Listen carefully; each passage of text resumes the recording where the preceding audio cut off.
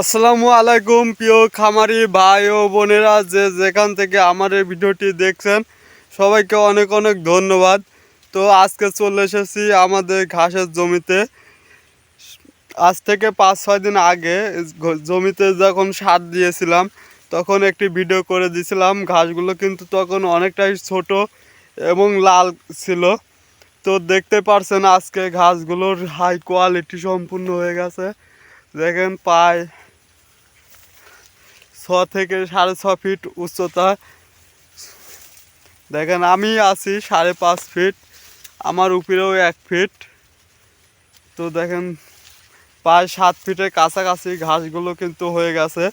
কাটার একবারে উপযুক্ত সময় হয়ে গেছে এবং আগে থেকে কাটা যাইতো, কিন্তু আমাদের আরও ঘাসের জমি থাকার কারণে কিন্তু আমরা এখানে আসতে লেট করে ফেলছি। দেখেন ঘাসে ফুল চলে এসেছে তাই। তো আমি ঘাসগুলোতে কী সার দিয়েছিলাম এর একটি ভিডিও আগে দিয়েছিলাম এবং ঘাসের কোয়ালিটিও কিন্তু আগে দিয়েছিলাম। যে ঘাসগুলো অনেকটাই লালটা লালটা, কারণ এখানে যদি আমি আগে থেকে সার দিতাম তাহলে কিন্তু আমরা এখানে ঘাস কাটতে আস্তে আস্তে ঘাসগুলো বুড়ো হয়ে যেত, ফুল ফুটে যেত। তাই একটু দেরি করে সার দিতে গিয়ে ঘাসগুলো কিন্তু লাল হয়ে গেছিলো। তো আজকে দেখেন ঘাসগুলোর কি সুন্দর সাইজ, দেখুন ঘাসগুলো সবুজ হয়ে গেছে।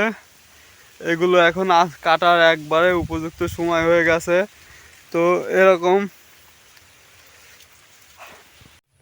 ঘাস চাষ করা কিন্তু অনেকটাই লাভজনক। আপনি যদি গরুকে ঘাস খাওয়ান, আপনার গরু কিন্তু দুধ অবশ্যই বৃদ্ধি পাবে, কারণ ঘাসে অনেক শক্তি আছে, প্রোটিন আছে। দেখুন ঘাসগুলো কি সুন্দর। আমাদের তো বলছি আমরা কিন্তু খড়ের উপর নির্ভর করি না, আমরা সম্পূর্ণ ঘাসের উপর নির্ভরশীল। আমাদের গরুগুলো কিন্তু সব সময় ঘাস খায়, প্রতিদিন রুটিন মাফিক ঘাস খাওয়াই। আমরা কিন্তু খড় খাওয়াই না, শুধু বর্ষার সময় খড় খাওয়াই, তাছাড়া কিন্তু আমরা খড় খাওয়াই না। দেখুন ঘাসগুলো, এটা বোনা ঘাস। এই ঘাসটির নাম প্রোটিন প্লাস, 200 টাকা কেজি বেতন নেয়।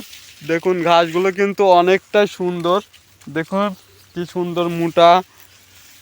এটা কিন্তু কি সুন্দর, দেখুন প্রায় আখের মতো। ঘাসগুলো সাইজ কিন্তু আখের মতো। ঘাসগুলো অনেক শক্তি।